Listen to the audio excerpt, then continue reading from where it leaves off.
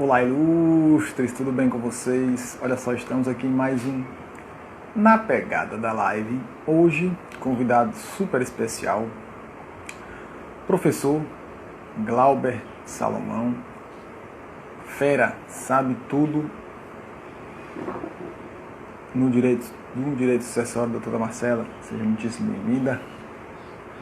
Fera no direito das sucessões e vai bater um papo com a gente, né, sobre um tema que costumeiramente, né, nos remete à treta, né, à confusão, quando o assunto é sucessão que envolve cônjuge e outros herdeiros, né? Então, vou buscar aqui o nosso professor Glauber para a gente começar o papo.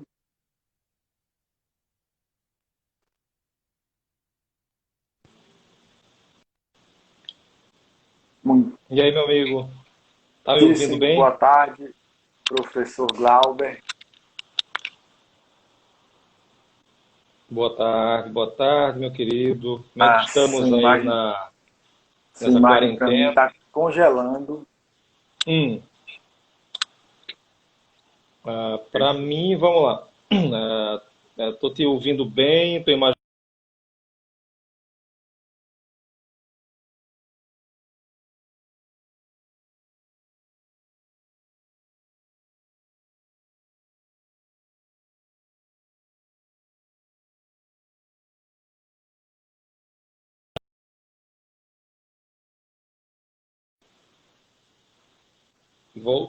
Voltou.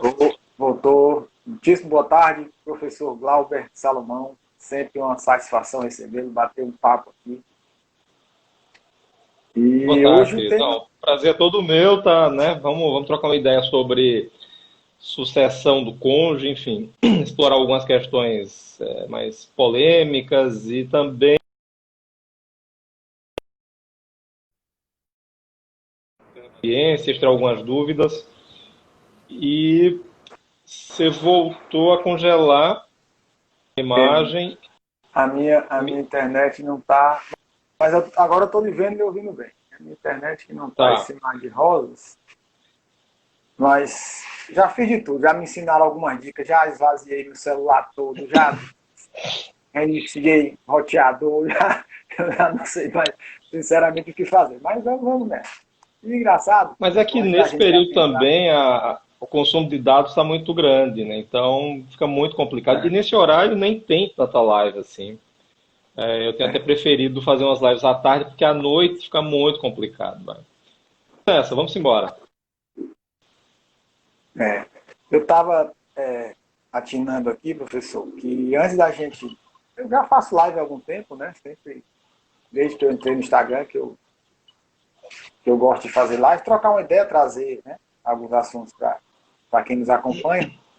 E eu não tinha tentado ainda, né, eu fui dar uma lida, e eu descobri recentemente que a liturgia, né, o rito das lives, né, pede que o convidado seja apresentado quando do início da live, né, que se faça as preliminares. Eu digo, bom, meu viés é tão esse da pegada simples, desenrolada, didática, que eu não tinha atinado para isso. Mas eu digo, não, sigamos a liturgia. Então, acredito que não tem ninguém aqui que não lhe conheça, mas supondo que não tem, ou que tem alguém que ainda não conheça o senhor, né? Você é mestre, doutor em Direito Civil na PUC de São Paulo, não é isso? Advogado, Isso, professor e autor de obras jurídicas, não é isso? isso. Perfeito. Bom, Esqueci eu de também não alguma coisa? sabia dessa. Não, tá bom, né? Me informei Eu recentemente que também tem não, essa liturgia. Então, eu não sabia dessa liturgia, não, velho. Acho que live é mais pra gente trocar uma ideia, bater papo do que. Mas mas é isso, vencidas enfim, direito pode ficar civil à é o que eu vontade. gosto de fazer, de estudar. Eu brinco, né, com o pessoal, mas é verdade. Quando eu entrei na faculdade, eu não sabia bem o que, é que eu ia fazer e eu fiquei nessa até o último semestre, assim, nessa de o que, é que eu vou fazer da vida, né? Se eu vou estudar para concurso, se eu vou advogar, enfim. Mas sei lá por qual motivo, no primeiro mês de faculdade, mesmo no decorrer do curso, sem saber exatamente o que fazer profissionalmente, eu só defini isso bem depois e tal, mas primeiro semestre de faculdade eu já decidi que Direito Civil era o que eu gostava, sabe-se lá por qual razão, né? Porque Direito Civil não é uma matéria que todo mundo gosta, mas de cara eu gostei e aí eu disse, não, eu vou atuar nessa área aqui. E fiquei, né? E aí fui fazer mestrado, doutorado em Direito Civil, com recorte mais direcionado para Direito de Família e Sucessões, e minha advocacia já há muitos anos é nessas áreas, também sou professor há quase 20 anos, em Direito Civil, sempre que eu posso escolher, aí eu, né, vou para Direito de Família e Sucessões, mas é isso, é uma paixão antiga e eu acho que também é um oceano inesgotável, né? Porque são muitos temas, muitas discussões que eu diria que são praticamente infinitas, né? A gente vai morrer e vai continuar, e outras pessoas virão para discutir isso e aprofundar. Então, vamos embora, vamos em frente, né? Beleza, professor. Vencidas as preliminares, né, por assim dizer, passemos ao mérito da questão, ao que é que a gente vai bater um papo aqui. Pedindo, agradecer aos que já estão por aqui, pedindo para dar uma clicadazinha no coração, né? Também descobri isso há pouco tempo que tem a história da clicada no coração. Isso E sabia. avisa para Isso, vamos as demais pessoas que... jogar essa live para longe aí. Isso, então vamos lá. Hoje a gente vai, né, trocar aqui uma ideia sobre os aspectos polêmicos, né? Os mais polêmicos, pelo menos. Né? Não vai tratar aqui do mais trivial, não. Da sucessão quando envolve o cônjuge. Né? Basicamente, o nosso papo vai ser nessa seara. E a gente sabe que nas questões de sucessão, de herança, quando tem cônjuge e concorrendo com os descendentes, mais ou menos, com os ascendentes, aí a treta já começa a ficar um pouquinho pior. E quando o cônjuge concorre com os descendentes só do falecido, né, ou da falecida, aí a treta tende a ser pende mais para o lado daqueles programas de causa de família do SBT. Né? Aí, então, de um modo geral, sempre a gente vai encontrar uma confusão quando envolve esse tipo de sucessão. E a gente pode começar, professor, queria que você trouxesse para a gente uma análise assim, mais crítica, né? Para além um pouco da legislação, do cônjuge como herdeiro necessário, né? Desse encaixe dele como herdeiro necessário. O que é que você tem para descascar aí para nós? Vamos lá. Bom, eu acho primeiro para a gente fazer uma análise geral, né, introdutória, houve um reposicionamento da proteção sucessória do cônjuge nessa virada do Código 16 para 2002. Quer dizer, ali a gente percebe claramente uma mudança, né? Há uma mudança considerável e, de forma bem resumida, o cônjuge, ele, na comparação com o Código revogado 16 para o Código atual, o cônjuge recebeu uma proteção maior. Houve um aumento nos benefícios conferidos ao cônjuge, ao consorte viúvo. Ele ficou na terceira classe da ordem de vocação, já estava. Então, não havendo testamento, vamos lá para a ordem de vocação. Então, a ordem é descendentes, ascendentes, cônjuge. Então, o cônjuge está lá na terceira classe, já estava. Só que há duas mudanças muito significativas aí. Primeiro é o reconhecimento do cônjuge como herdeiro necessário, foi o que você observou, né? Não era assim antes. E o segundo é exatamente a possibilidade do cônjuge, mesmo na terceira classe, mas ele via concorrer pela herança, ora com descendentes, o morto, ora com ascendentes, ou seja, concorrer pela propriedade dos bens. Isso significa um aumento muito considerável, porque na prática, via de regra, o cônjuge ele teria duas chances, duas possibilidades concretas de herdar. Ou recebe tudo sozinho, quando o morto não deixou nem descendentes nem ascendentes, ou então uma parte da herança quando vier a concorrer com parentes do morto. Então, há um aumento na proteção sucessória conferida ao cônjuge. Ponto. Se isso é bom, se isso é ruim, aí valem algumas reflexões nossas e também, de certa forma, observar, acho que à luz da vida prática na advocacia, enfim. Quanto à tua pergunta sobre a legítima, a observação que eu faço não é nem referente ao cônjuge, em particular. É que, de certa forma, eu venho me posicionando já há algum tempo, de forma muito crítica, à legítima de um modo geral. Eu acho que é um instituto que envelheceu mal no Brasil, está envelhecendo mal.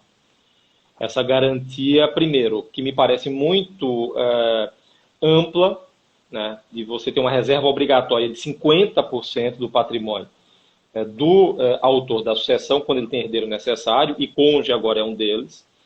Então, na prática, se eu sou casado e eu não tenho descendentes nem ascendentes, não tenho nenhum desses parentes, mas sou casado, quer dizer, por força do código, já, se eu quiser fazer um testamento, eu só poderia dispor no máximo 50% dos meus bens, porque eu já tenho essa restrição muito clara da legítima. Então, essa proteção que já existia em favor de descendentes e ascendentes foi ampliada para o cônjuge agora. Então, o que me parece, a crítica que eu faço não é só ao cônjuge, mas é uma crítica à legítima de um modo geral. O que me parece, primeiro, é uma parcela muito ampla do patrimônio do autor da sucessão. Esse é o primeiro ponto. Segundo, é que essa garantia da legítima, ela se dá de que me parece uma construção normativa muito distante. Ou seja, ela é fixa, é uma norma de ordem pública e, portanto, na prática, o herdeiro necessário vai ter direito à legítima, quer ele necessite ou não dessa legítima. Essa é uma crítica que eu faço também, seguindo alguns autores. Porque, objetivamente falando, talvez, dependendo do caso concreto, esse herdeiro não necessite, porque ele tem uma boa condição financeira. Mas, mesmo assim, está ali, fixa, invariável, por norma de ordem pública, essa reserva obrigatória para os herdeiros necessários em geral e para o cônjuge em particular. Então, eu reproduzo em relação ao cônjuge a mesma observação. Me parece que, no primeiro momento, acho que nós deveríamos avançar no Brasil para uma redução dessa legítima. Né? Por que 50%? Por que não 20%? E, numa discussão mais aguda, enfim, talvez mais sensível, mais problemática, haver a previsão geral da legítima me parece uma proporção menor, 20%, 30%, e que também houvesse, né, a previsão legal de que, olha, uma vez demonstrada a desnecessidade, né, pela legítima, que simplesmente não fosse assegurado esse direito. Enfim, são discussões que alguns autores trazem, né, e que me parecem discussões muito relevantes. Acho que a gente precisa observar o seguinte, de certa forma, por definição, eu sou plenamente favorável, obviamente, à proteção sucessória do cônjuge. O que me parece é que alguns excessos, me parece que se justificaria alguns ajustes no sentido de se obter uma tutela mais justa e mais realista, né? E só para te devolver a palavra, o pessoal que está seguindo a gente se ligar numa coisa, quer dizer, via de regra, o cônjuge já vai ter grosso modo, um benefício patrimonial via regime de bens, né? Então, a gente precisa fazer também essa análise paralela entre herança e meação, que são direitos diferentes, né? Tem fundamentos diferentes, a meação, obviamente, com fundamento no direito de família, mas se alguém constrói essa ideia de, mas aí você esvazia muito a proteção do cônjuge, porque o cônjuge viúvo vai ficar numa situação muito complicada, tal, mas lembrem que, via de regra, esse mesmo viúvo provavelmente vai ser contemplado com meação, ou o direito de família já virá em socorro do cônjuge, né? Interessante mesmo. Inclusive, tem alguns que defendem, a gente vai já passar para essa parte mais específica, né? Alguns chamam de supercônjuge, né? Superproteção ao cônjuge. Você tocou muito nisso quando dessa inserção, ele no rol de legitimados, e principalmente nessa concorrência obrigatória, né?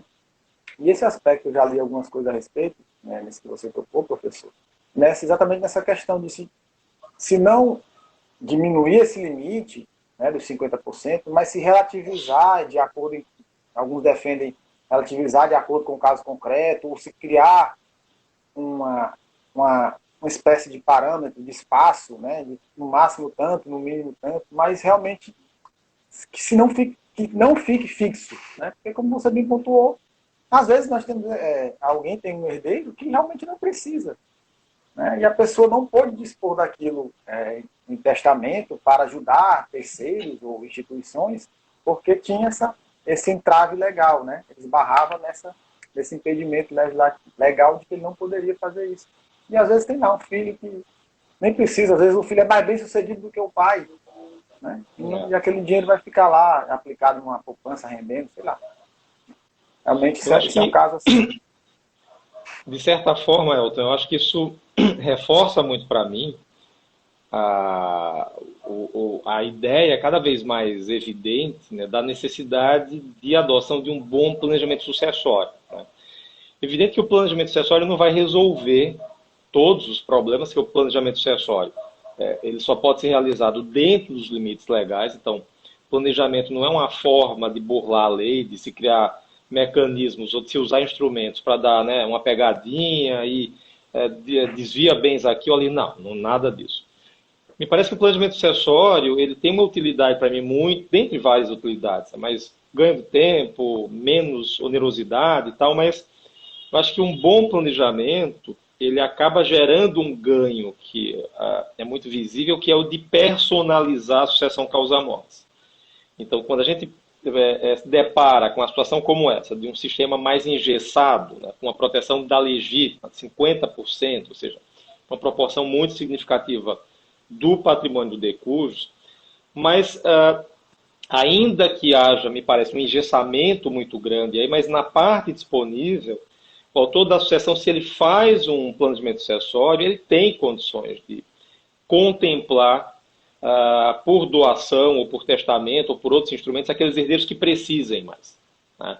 É aquele sucessor que, por exemplo, perdão, é aquela pessoa que, por exemplo, casada, tem um cônjuge, mas que é o consorte que já será contemplado, já tem direito atual a uma ameação substancial, mas ao mesmo tempo é uma pessoa que tem, por exemplo, 2 filhos, sendo um maior de idade, já um profissional bem-sucedido, e um menor de idade.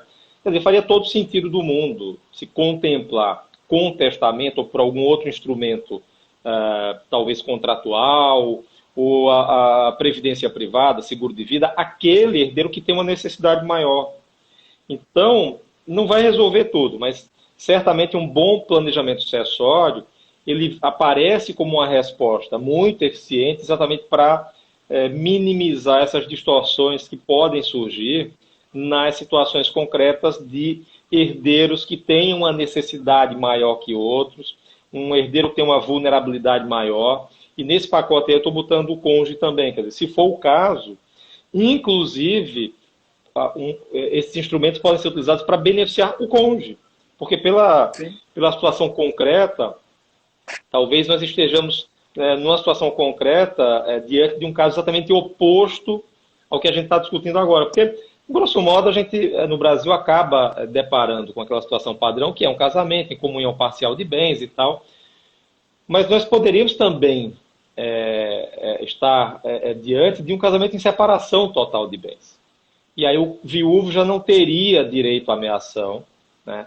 Se fosse uma separação convencional, poderia haver a concorrência com descendentes e tal, beleza, mas de forma bem resumida, se é o oposto do que a gente está falando, se agora é o cônjuge viúvo que está numa situação de vulnerabilidade, também esses mesmos instrumentos podem e deveriam ser utilizados para aumentar essa participação do cônjuge. Então é bem isso, quer dizer, para mim a grande questão é sempre pensar a sucessão causa-morte no caso concreto, analisar exatamente essas particularidades, para exatamente a gente ir dosando essas peculiaridades e aparando os excessos para chegar no resultado mais justo, né? E você falou uma coisa que eu achei interessantíssima. E no senso comum, quando se fala em planejamento sucessório, a primeira coisa que vem à mente é como escapar de imposto, como diminuir, né, o causa-mortes, como, assim, no senso comum, a mística popular que se tem é essa, e realmente é um ponto interessante a ser tocado, inclusive a ser debatido, né, com mais Sim, pormenores, né, porque não é a função principal do planejamento sucessório não é essa, né, não é pensar em como pagar menos imposto, né?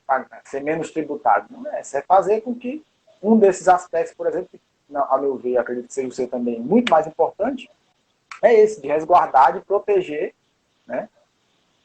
Não fugindo da lei, mas contornando, através de uma forma também legal, um possível impedimento. Né? Eu não posso deixar, vou deixar igualmente para os filhos, mas eu posso, na minha parte, fazer o planejamento antes e deixar uma parte da minha disponível para o filho que pode precisar mais, ou o cônjuge, que futura, né? O viúvo, que pode realmente ter mais necessidade do que os filhos. Né? É verdade, isso aí é um assunto. Eu acho que é bem isso, né? Merece, e aí, já avançando um pouquinho, quer dizer, você no começo você comentou isso, né? Essa questão da concorrência que nós temos hoje do cônjuge com descendentes e ascendentes, e era exatamente o que eu tinha mencionado isso também no começo, quer dizer, é outra mudança que veio com esse Código Civil atual. E aí, de novo, a gente precisa refletir sobre isso, sobre essa concorrência, né?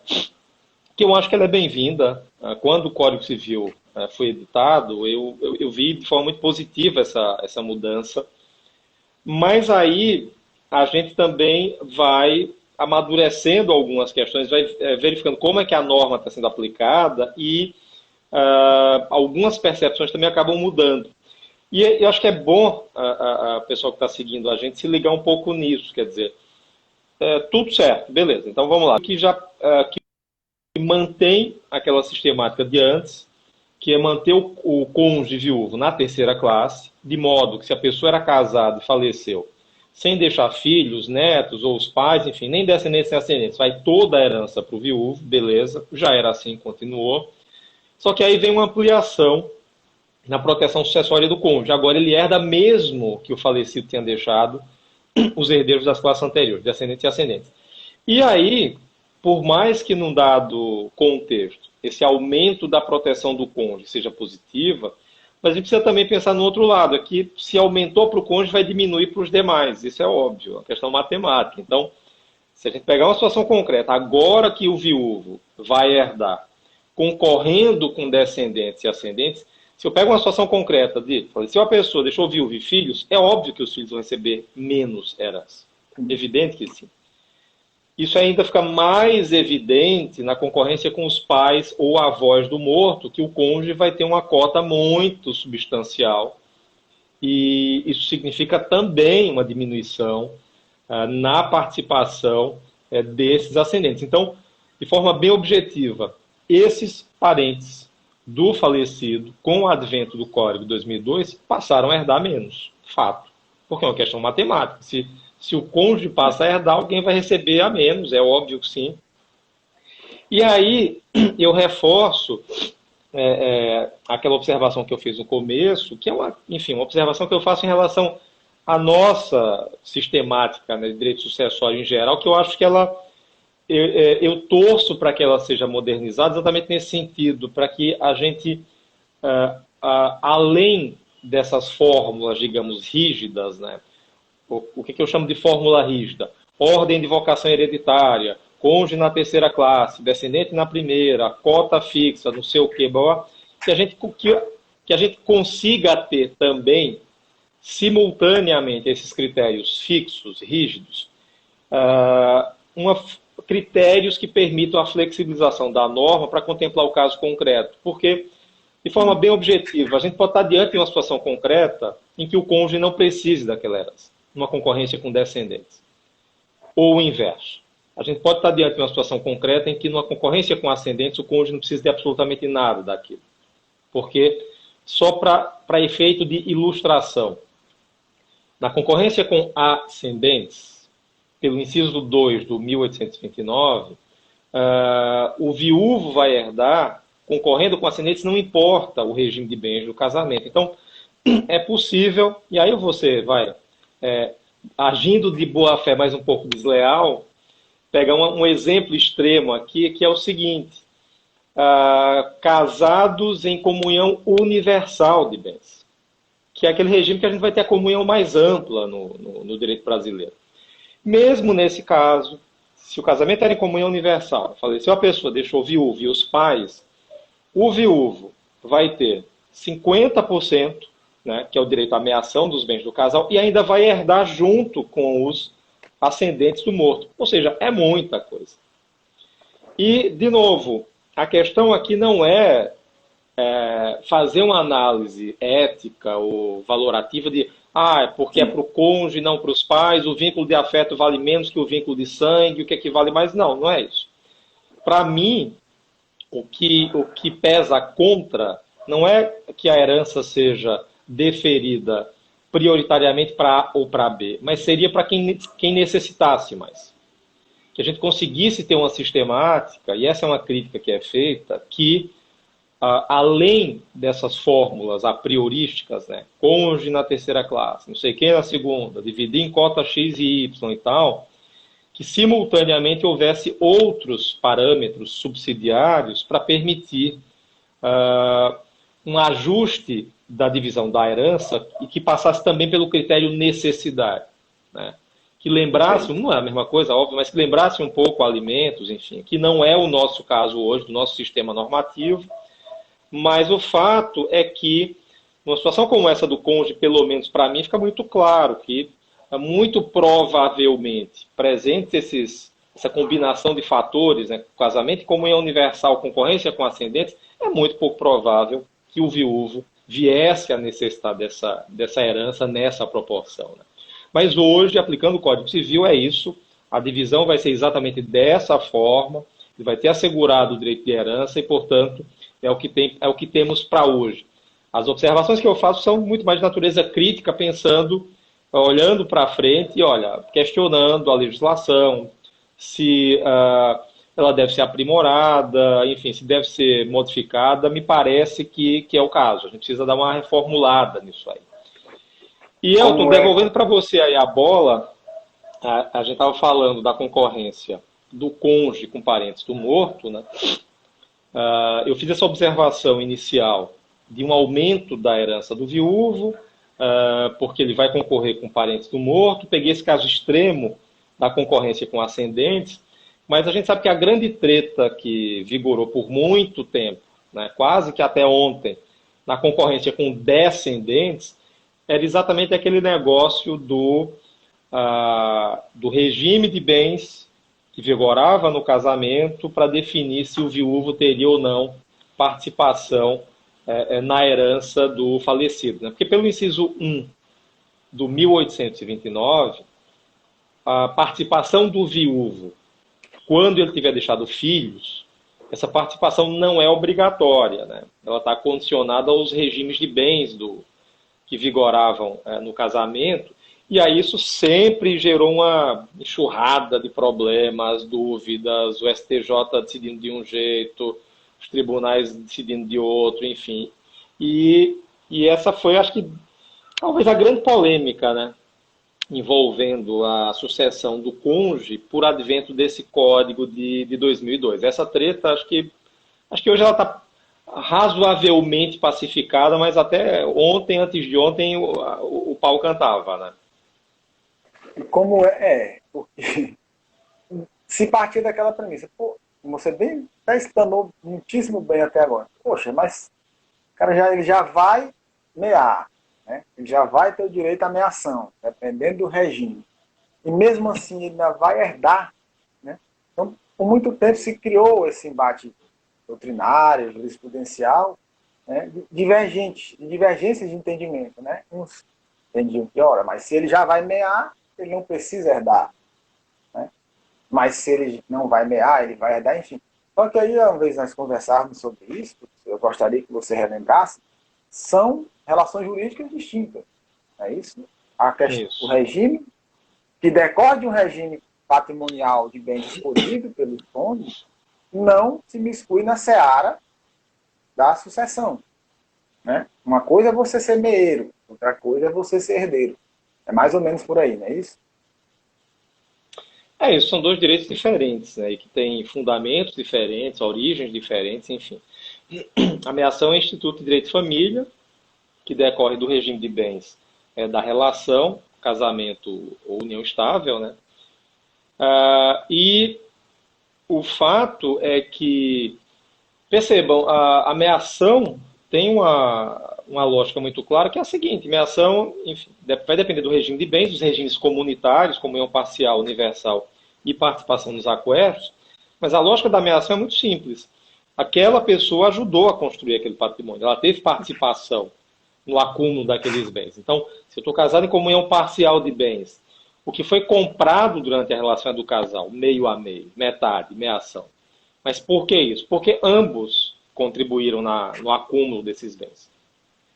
E aí percebam que não importa se essa contribuição foi financeira, pessoal, afetiva, enfim, metade, metade. Então, quando a relação chega ao fim, seja por divórcio, seja por morte, vamos fazer a meação, ou seja, vamos dividir o patrimônio do casal. Então, percebam que se o casamento terminou por morte, o viúvo, quando ele recebe a meação, na verdade não há transferência de patrimônio. Ele já era dono daquilo. Só que você tinha um sistema ali de comunhão. Então, aquilo já era dele. Só que você tinha uma mancomunhão de bens, né? Você tinha aquele patrimônio comum a ambos. Então, quando há o fim do casamento, na verdade o que se vai é dividir, não é transferir.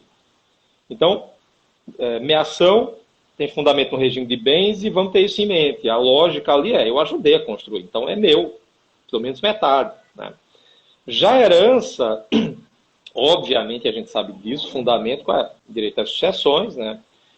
E o fundamento da herança, dessa transferência de propriedade, não é, obviamente, ter participado no acúmulo daquele patrimônio. Ou seja, eu como filho, eu recebo a herança do meu pai, não é porque eu tive participação nenhuma, é pela minha relação de parentesco, é porque eu sou filho. Então, você tem um elemento aí que é estático, né? A minha condição de filho me habilita a herdar. A minha condição de cônjuge, né? Eu estava casado, então eu recebo a herança do meu consorte, eu recebo os bens que o falecido deixou, mas não é porque eu ajudei a construir, é porque eu estava casado no momento da abertura da sucessão. Então você percebe que já há uma mudança muito clara aí na fundamentação, né? A herança não obedece de forma nenhuma a esse critério de contribuição. Isso é próprio da meação. E aí vem o Código 2002. E aí a gente chega exatamente nesse famoso, famigerado inciso 1 do 1829, que passa a prever de forma expressa que o viúvo vai concorrer, ou melhor, que ele pode concorrer com filhos ou netos do falecido, desde que observados alguns parâmetros referentes ao regime de bens. Traduzindo, em alguns regimes de bens o cônjuge herda, em outros não. E aí veio essa mistura mesmo, né, de o que é que o legislador quer? Qual é a ratio da norma? Né? Qual é o sentido de se atrelar a participação da herança a alguns regimes e a outros não? Né? Será que herança e meação virou uma coisa só? Não, não virou uma coisa só, né? Óbvio. O livro de família continua a tratar de meação nos regimes de bens, o livro de sucessões, óbvio, continua a tratar de herança. Agora, o codificador, no livro de sucessões, ele usa a meação como critério para definir se o viúvo vai herdar ou não. E a lógica que ele usou, mas infelizmente a técnica foi ruim, é aquela lógica de que você pontuou muito bem, né? Já que o viúvo, se ele vai ter direito à meação, teoricamente ele não precisaria mais de herança.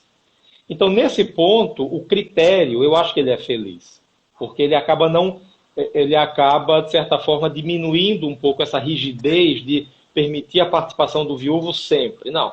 Teoricamente, o viúvo vai participar quando houver necessidade. Quando é que há necessidade? Quando ele não tem meação. Aí, você tem um outro comando normativo que viria em socorro do cônjuge, que seria o livro de sucessões e tal. Beleza. Percebam que a gente não está... o Brasil, nessa fórmula, não está sozinho, não estava sozinho, né? Portugal, Argentina, enfim, outros países usaram a mesma fórmula, ou seja, a concorrência com descendentes, a participação do viúvo na herança ser sobre os bens que não integrassem a meação do casal. Beleza. O problema é que a técnica foi muito ruim, né? Então percebam, você vai para o inciso 1 e vira aquele caos em que o legislador fala não vai herdar se for comunhão universal, separação obrigatória e comunhão parcial quando o morto não tiver deixado bens particulares. Ou seja, a leitura que eu faço é outros países chegaram em resultados muito próximos ao nosso, com previsão legal muito mais simples. O Código da Argentina, por exemplo, previa o seguinte: olha, de forma bem resumida, na concorrência com descendentes, o viúvo herda sobre os bens que não integrarem a ameação. O viúvo herda, você tinha, obviamente, o regramento lá definindo as cotas e tal, mas o viúvo herdará sobre os bens que não integrarem a ameação do casal. E aí você acaba essa história de dizer, mas e se for no regime tal herda? E se for no regime tal? Não importa. A questão é, o que for patrimônio exclusivo do morto, o viúvo tem um pedaço daquilo lá, você só vai definir o pedaço. Qual é essa cota? Metade, um terço, um quinto? Beleza, ou seja, é muito mais simples, seria muito mais simples. Sim. E a gente chegaria num resultado semelhante. Então, para que esse negócio de meter o regime de bens, daqueles regimes? Ficou a doutrina discutindo aquilo um tempo gigantesco, jurisprudência, e no Brasil a gente criou uma situação muito peculiar, né? Que a doutrina, no primeiro momento, acho que ela foi feliz, né? Porque ela defendeu quase que majoritariamente o viúvo herdaria sobre os bens particulares do morto, na concorrência com os descendentes. E só para a pessoa que está acompanhando a gente aqui, os bens particulares, numa comunhão parcial, seriam aqueles bens que o falecido já tinha adquirido antes do casamento e os que ele adquiriu durante, só que por uma herança que ele recebeu ou por uma doação que ele tivesse recebido. Então, a doutrina foi nessa linha, né? Olha, herança sobre bem particular, beleza. Só que aí veio o judiciário, e a resposta que o judiciário começou a dar foi o sentido contrário, para que a herança incidisse exatamente sobre os bens comuns, né? Sobre a parte do morto que era na ameação do casal. Então isso foi um caos por muito tempo, até que felizmente o STJ deu uma tranquilizada, e aí o padrão que a gente tem é exatamente esse. E aí acho que de alguns anos para cá deu uma tranquilizada, porque hoje, na concorrência com descendentes, a partir desse entendimento do STJ, a concorrência vai ser exatamente sobre esses bens que não integrarem a ameação, né? Então, o viúvo, pelo direito de família, quando for o caso, tira a ameação dele, beleza, e, concorrendo com filhos ou netos do morto, vai herdar, mas herda sobre aqueles bens que forem bens particulares do falecido. Ou seja, é o que é mais justo, me parece que sim, mas como eu disse antes, para chegar nesse resultado não precisava de uma norma tão ruim, tecnicamente, e tanta confusão, né? Nós temos um comentário aí de uma colega, mas eu vou deixar mais para o finalzinho, tá? Para a gente dar seguimento, professor. E aí a gente vai passar para esse aqui, a minha vivência enquanto servidor, eu já presenciei muita discussão sobre isso, né? Isso aqui também sempre dá problema, principalmente quando os ascendentes não são comuns ao casal, né? Quando um morre, o que fica, a viúva vai ficar na casa e o falecido deixou filhos que não são em comum com essa viúva, né? São filhos só dele, de outra relação. Isso dá uma confusão do tamanho do mundo. Que aí é exatamente a questão do direito real de habitação, né? O Código de 1831 diz que ao cônjuge sobrevivente, né, fica garantido o direito de real de habitação, salvo se for bem para uso, né, e tal, pela natureza inventariar e tal. Isso, então. E é que tem para a gente conversar sobre isso. Qual é o seu entendimento? Há uma divergência doutrinária em relação a isso, se ele fica... Eu acho que o ponto principal, provavelmente você vai pontuar sobre isso, certamente, é a questão de quando se interrompe, quando cessa esse direito real de habitação, é isso? Se quando casa de novo, se quando entre comunhão em união estável, enfim. Tem uma polêmica nisso aí. Pois é. Eu acho que esse direito real de habitação é um direito pouco conhecido, né? Por mais que você, Elton, diga, olha, na tua prática profissional, você vê isso muito lá no judiciário, mas eu acho que a gente vê menos do que talvez houvesse necessidade. Porque eu tenho a impressão que há uma necessidade... Se houvesse um conhecimento maior dessa ferramenta, talvez a gente visse mais, né? Eu tenho a impressão que sim. E eu acho que é um direito muito interessante e que pode ser muito efetivo Mas, ao mesmo tempo, eu acho que é preciso, naquela linha que eu defendo, que eu venho defendendo, que é um direito das sucessões mais próximo da realidade, um direito das sucessões menos preso a fórmulas a priorísticas, na base do tudo ou nada, enfim. Que esse direito das sucessões seja adequado à situação concreta, e quando eu digo situação concreta, que seja adequado às necessidades dos envolvidos, né?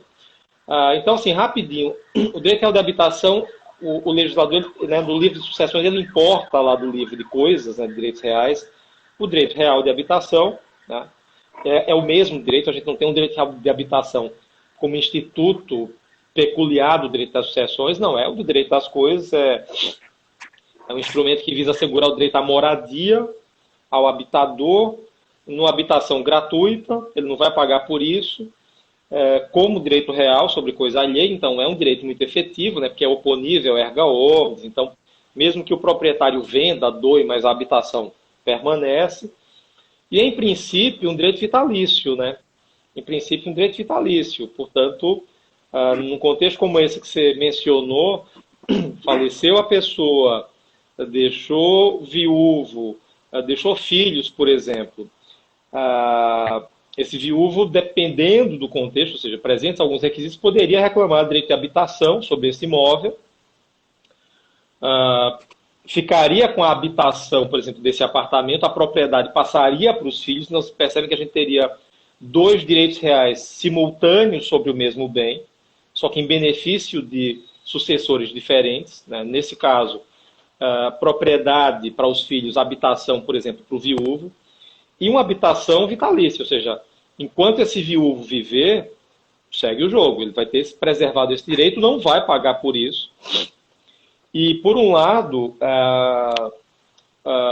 e por outro lado, os filhos vão ter assegurado direito de propriedade. Então, perceba, essa fórmula, eu acho que ela pode, se usada com inteligência, pode gerar resultados muito justos. Especialmente se aquela hipótese que está prevista no 1831, que é o viúvo que habitasse o imóvel com seu consorte e não tendo outro imóvel residencial inventariar, ou seja, traduzindo, mesmo esse viúvo sendo herdeiro ou meio, mas se tem um apartamento só, um imóvel só, que era o que ele residia com o falecido, não há garantia de que ele vai receber esse imóvel. Então, talvez ele tenha que deixar o imóvel que ele residiu com o falecido por 10, 15, 20 anos. E talvez não tenha outro para ele. Então, é uma forma de contemplar esse viúvo com direito à moradia, ou seja, que ele permaneça no imóvel que ele já morava. Até aí, acho uma fórmula perfeita. Só que a gente precisa se ligar numa coisa também. Fica parecendo que eu sou o chato, né, que sempre vê um outro lado, mas não é isso. É que eu acho que a gente precisa, quando eu digo que, olha, a gente precisa parar de pensar no direito como um tudo ou nada, né? Ou seja, ou é direito de habitação para tudo, ou então pronto. Então ele não defende direito de habitação. Não, eu defendo. Mas vamos pensar no outro lado também. Ainda que esse viúvo tenha habitação, mas lembrem, ainda que os filhos tenham assegurado a propriedade, mas vai ser uma propriedade esvaziada, né? É óbvio que é uma propriedade esvaziada, porque vai incidir sobre essa propriedade um ônus real. Aí alguém vai dizer, mas Glauber, mas o proprietário não poderia vender o imóvel? Não, claro que pode. Mas assim, quem é que vai comprar um imóvel com um ônus desse tamanho? O cara compra um apartamento e não leva? Ou seja, ele leva a escritura, registra. Tá morando lá, morrer. Vai ter que esperar o habitador falecer. Então, assim, é uma propriedade que existe, que é assegurada assim, a esse filho, neto do falecido, porém, é uma propriedade que, basicamente, o seu sentido econômico está esvaziado, né? Então, vamos parar para pensar um pouco nisso. E aí, Elton, é exatamente isso que você pontuou, quer dizer, há discussões muito interessantes hoje em dia, exatamente no sentido de que, olha, beleza, mas uma delas, não uma única, mas uma delas e se porventura esse cônjuge viúvo que tenha recebido, que tenha sido assegurado a ele o direito à habitação, se ele vier, por exemplo, a casar novamente, né? Se ele vier a construir união estável com outra pessoa, será que isso justificaria um pedido judicial de extinção do direito à habitação? E essa pergunta existe porque não há exatamente previsão expressa na norma, né? E eu, pessoalmente, eu sigo essa linha. Eu acho que o direito de habitação, a gente precisa pensar o direito de habitação em moldes parecidos com o do direito a alimentos. Por mais que não seja exatamente a mesma coisa, mas eu acho que esse direito de habitação tem um caráter assistencial, de certo modo, que para mim parece Sim, sim. meio evidente, né? Então, eu Perfeito. acho que a manutenção desse direito ela estaria muito presa à necessidade do habitador. Então, por exemplo, a gente vai encontrar na jurisprudência hoje essas discussões todas, ou seja, tempo de duração desse direito de habitação, né? Se a constituição de nova união ensejaria o término do direito. Dois, mudança financeira do habitador. Por exemplo, o habitador, vamos lá, foi aberta a sucessão, perdeu lá o consorte e tal, está assegurado direito de habitação. Só que aí, passados os 10 anos, está demonstrado agora que o habitador tem muita grana. E aí, né, ele, sei lá, malandramente ou não, não vou adquirir imóveis. Então, eu tenho muita grana aplicada, aplicação financeira, bens de outra natureza tal. Então, se justificaria a manutenção desse direito de habitação em detrimento, por exemplo, dos interesses dos filhos? Porque talvez esses filhos estejam uma pindaíba danada. Esse é o Precisando ponto. vender o imóvel, né? Precisando vender o imóvel, precisando talvez até entrar na posse do bem, para, em relação a eles, né, ser assegurada a moradia e tal. Então, essas são discussões que me parecem muito atuais e necessárias, e considerando que a gente não tem essa previsão expressa no Código Civil, mas eu defendo e acho que tem uma autora do Rio de Janeiro, né, a professora Ana Luísa Nevares, né, professora da UERJ, que ela defende exatamente essa tese. Né? Ela vem escrevendo sobre isso e acho que é um entendimento muito lógico, racional, ou seja, que é coerente, concorde ou não, que acho que está aberto para discussão mesmo, mas que é coerente com aquelas premissas que eu levantei de ajustarmos essa proteção sucessória às necessidades, aqui, às peculiaridades do caso concreto. Né? Uma outra coisa, Elton, aí eu acho que é mais cabeludo ainda, no sentido de polêmica, que é uma discussão que eu acho também interessante, foge um pouco aqui do tema da nossa conversa, mas que é o seguinte, saber se não seria possível se estender o direito de habitação em favor de outros herdeiros. Né? Essa é uma questão interessante também. Porque o 1831 prevê o direito de habitação em favor do viúvo, do cônjuge, independentemente do regime de bens, de ter ou não direito à ameação, mas contanto que haja esse imóvel só no inventário. Mas aí se discute muito o seguinte, olha, beleza, tudo certo, mas e aquele filho adulto que residia com o genitor, por exemplo, que era um genitor doente, um filho solteiro e que, por exemplo, até passou a morar com esse pai e cuidou do pai até o fim da vida dele e alterou a sua própria dinâmica de vida para contemplar os interesses desse genitor e por 10, 15, 20 anos habitou aquele imóvel. Ainda que esse filho tenha direito à herança, beleza, mas nada garante. Né? Vamos supor o seguinte, Será? só tem esse imóvel para partilhar. Ou seja, não há nenhuma garantia que ele vá receber a propriedade desse bem. Né? E aí se discute, mas num caso como esse, será que não seria justo manter esse sucessor no imóvel? Se não, talvez com a garantia da propriedade, que aí é difícil, mas por que não estender a previsão, a proteção do 1831 para esse descendente? Né? Porque o 1831 é norma que garante direito. Se garante direito, em tese, admitiria aí interpretação extensiva, analogia e tal. Seria diferente se fosse uma norma proibitiva ou restritiva de direito. Né? Mas sendo uma norma garantidora de direito protetiva, teoricamente, não estou dizendo que vai ser e tal, mas é uma interpretação possível. Então, o pessoal que está advogando aí, que está ralando aí todo santo dia Uma na tese advocacia interessantíssima de para ser. sucessão causa-mortes, é uma tese interessante para levantar. E eu acho que é uma discussão bem atual e que vale a tentativa, claro, considerando as peculiaridades ali daquele caso concreto, havendo necessidade, né? Fundamentando principalmente nessa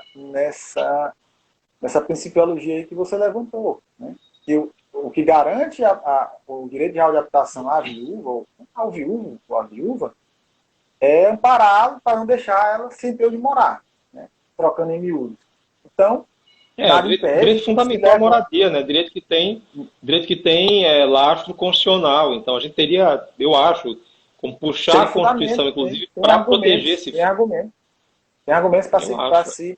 para se tentar estender isso, né? Abrir esse leque para alguém que demonstre a necessidade e que demonstre que só está nessa necessidade porque dedicou, como você bem exemplificou, uma parte da sua vida a cuidar Isso.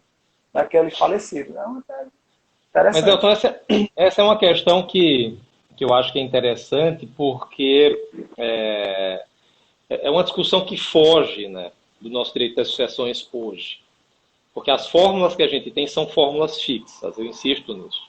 Então, se esse cara faleceu, supondo, né, vamos esquecer viúvos, 2 segundos só, a gente já volta para falar do viúvo aqui.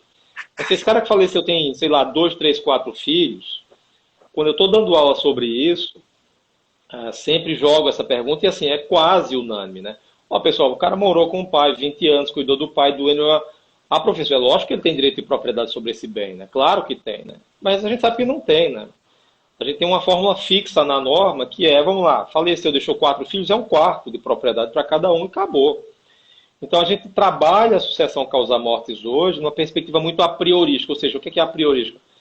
É a priori, a gente analisa de forma prévia. É filho? Tem a condição de filho? Opa, então, divisão da herança por cabeça, partes iguais, acabou. E aí não se faz uma análise a posteriori, né? E aí, desses 4 filhos, será que os 4 têm a mesma necessidade? Será que esses 4, objetivamente, será que nenhum deles apresenta uma hipervulnerabilidade? Será que não haveria uma possibilidade de uma proteção diferenciada para um deles? Óbvio que, num caso assim, se trabalhar isso em termos normativos é mais complicado, né? Evidente que não tem como criar um código civil para cada pessoa. Mas o que me parece é que é possível, né, em termos normativos, que haja previsões gerais no código para, exatamente, considerando algumas hipóteses específicas, idade do herdeiro, doença, por exemplo, que aí esse herdeiro tenha um aumento na sua proteção sucessória, por exemplo, né? Então, dá para Dá, se trabalhar a partir de critérios objetivos uma flexibilização, né, nessa proteção sucessória. Me parece que é possível, né? se criar uma, por assim dizer, uma roupagem, né, legislativa que preveja situações que consigam se amoldar melhor a concretude do caso, né? Aquele caso concreto. Tá, eu concordo plenamente com você, né, professor. Se é possível, está faltando boa vontade, né? E o direito sucessório já está bem atrasado, né? E como você está dando aula, os alunos todos dizem, não, mas é lógico que esse filho tem direito, né? Então, assim, Porque a resposta a vem pelo senso realidade comum, né? social, a realidade social está bem, nos parece que está bem distante do que, né, desse engessamento. Isso acaba engessando também o judiciário, né? Não é fácil, na verdade é difícil e complicado se flexibilizar, se tentar achar, fazer um jogo de cintura para tentar achar uma solução, né? Num caso desse, por exemplo, eu disse, olha, eu cuidei do meu pai 20 anos, eu vou para o olho da rua agora, os outros 3 irmãos vão dizer, não, o problema é teu, a gente vai vender a casa e dividir. O juiz vai dizer o quê? Não, olha, eu Né? vou deixar o filho aqui porque, pô, ele pode até dar uma de doido lá e dar uma canetada dessa, mas vão derrubar logo, né? Então, Chega no TJ, realmente, cai, né? pelo estrito cumprimento da legislação, infelizmente. E aí eu vou É isso abrir aí. espaço aqui, professor, para a gente fazer aqui. Eu vi 2 colocações. Ana Maria, ela diz o seguinte: ela é casada com um francês, regime de separação total de bens, né? E ele tem 3 filhas. Ele, né? O marido dela, o cônjuge dela, que é francês, tem 3 filhos que vivem lá na França, né? E ela quer. Aí eu acho que não é direito nesse. Ela está perguntando se tem direito à pensão. Eu acho que aí não é o viés sucessório, né? Eu acho que não. Fique à Né? vontade. Mas só para dar uma resposta geral para Ana Maria, Ana, a questão de pensão ela não integra, né, a sistemática de sucessão causa-morte, mas enfim, você tem um sistema próprio aí. Mas uma coisa que eu acho que talvez seja a dúvida dela, e, enfim, muita gente acaba também tendo dúvida sobre isso, em situações como essas, né, em que você tem relações com uma pessoa estrangeira, ou mesmo com um nacional, mas que tenha bens no estrangeiro, que de certa forma gere essa dúvida sobre quais sistemas normativos aplicar, enfim, né? E aí não há unanimidade, tá? Não há uniformidade, mas, grosso modo, pegando hipoteticamente o teu caso, de qualquer outra pessoa, né? Supondo que haja bens no exterior, você teria que iniciar um inventário lá no exterior com aplicação de normas vigentes no direito nacional desse país, e o regramento a ser aplicado vai ser esse quanto aos bens que estão fora. Agora, em relação aos bens que existem no Brasil e a discussão de eventuais benefícios auferidos no Brasil, você teria aplicação do direito brasileiro. Então, essa é uma discussão interessante, né, sobre o que é que eu faço. Será que uma sentença proferida no inventário aqui, será que ela teria eficácia lá fora, validade? Em princípio, não, né? Você vai ter que, teria em tese que, considerando a origem de cada benefício ou bem que esteja vinculado a esse ou aquele país, você vai ter que discutir isso localmente sempre, né? O nosso brother, que fez uma live bem recente, foi ontem ou foi anteontem, com Arthur. Arthur, né? Fizemos ontem o Arthur sobre doação, né? Doação para descendente, para filho. Ele passou dando uma cutucada. Ele está perguntando se houver dívida. O Arthur. O Arthur tá aí, perguntando se houver dívida maior que o único imóvel, né, na qual a viúva residirá por direito de habitação, e a viúva mora nele até a morte, ou a dívida pode ser executada. Ou seja, o único bem é esse que ela está exercendo o direito de habitação, e se a dívida, se isso é uma exceção acho que a impenhorabilidade, né, que ele está querendo. Tá, mas é que tá, né? Essa dívida de quem é, né? Porque essa é uma discussão interessante que você tem, inclusive, na jurisprudência. Quer dizer, a pessoa faleceu, deixou um imóvel, e agora existe essa discussão sobre a propriedade vai para o filho, vai para a habitação ficar com o cônjuge e tal. Mas aí vamos parar para pensar, se o falecido deixou dívidas, né? E aí a gente entra naquela discussão de que a herança vai responder pelas dívidas do morto, evidente que nesse caso o direito de habitação não prevalece. Então, desculpa, tchau, mas o fato é que o entendimento jurisprudencial é muito claro no sentido de que o direito de habitação não vai vincular, obviamente, terceiros aí e tal, essas dívidas que o falecido eventualmente deixou e que venham a incidir sobre o patrimônio hereditário, esse hipotético bem imóvel sobre o qual incidiria o direito à habitação vai no bolo aí e não tem jeito, vai. O que me parece também muito justo, quer dizer, aí é uma questão de coerência no sistema normativo. Vai incidir o direito de habitação sobre o imóvel que passa aos herdeiros, mas nesse caso o Código Civil é muito claro no sentido de que de que ele não vai passar, porque vai responder pelas dívidas deixadas pelo falecido, né? Perfeito. E a doutora Rosa Viana, defensora pública aqui no Piauí, inclusive faremos uma live quinta-feira, doutora Rosa, ela está perguntando qual é o seu entendimento sobre a concorrência do cônjuge com os filhos que são irmãos unilaterais ou bilaterais. Né? Se tem alguma diferenciação dessa concorrência do cônjuge em relação a filhos unilaterais, né, do falecido, ou os bilaterais? Eu acho que a pergunta dela é exatamente aquela discussão sobre a hipótese híbrida, né? A pessoa que falece deixa o viúvo, mas deixa filhos da relação que tinha com o viúvo e filhos de uma relação anterior, né? Enfim, de novo, é aquela coisa a que eu me referia antes, né, de problemas técnicos que a gente tem com o Código Civil nessa parte de sucessão, né? Porque quando você vai para o 1832, ele trata exatamente da cota que vai caber ao viúvo na concorrência com descendentes e tal, e fixa aquela reserva, né, de 1/4 da herança sempre que sempre que o viúvo concorrer com descendentes do casal, né? E aí aquela coisa, se o viúvo concorrer Se todos os Professor, descendentes. Oi, estamos no final aí? infelizmente, estamos no final. 20 Mas segundos.